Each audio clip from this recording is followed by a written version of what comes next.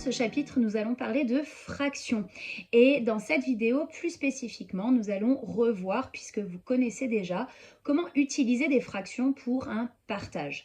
Alors, lorsqu'on partage une unité en plusieurs parties égales, on peut noter les différentes quantités grâce à des fractions.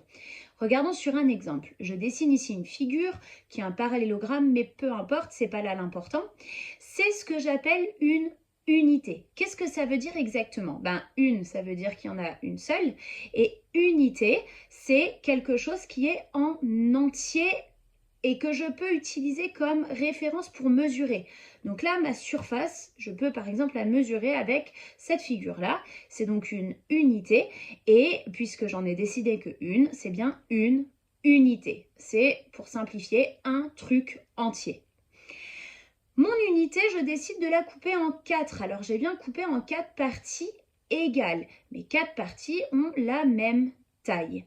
Et je décide d'en colorier une. Et je veux noter la fraction correspondante. Probablement, vous avez déjà la réponse en tête. Et je commence par m'occuper du dénominateur, en bas.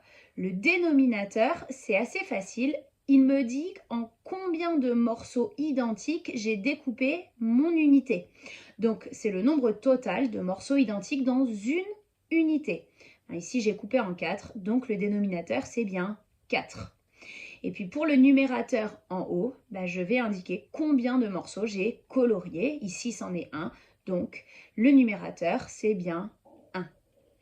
Un deuxième exemple, juste pour lever une erreur que font certains élèves en 6e, je prends cette fois-ci ce dessin-là.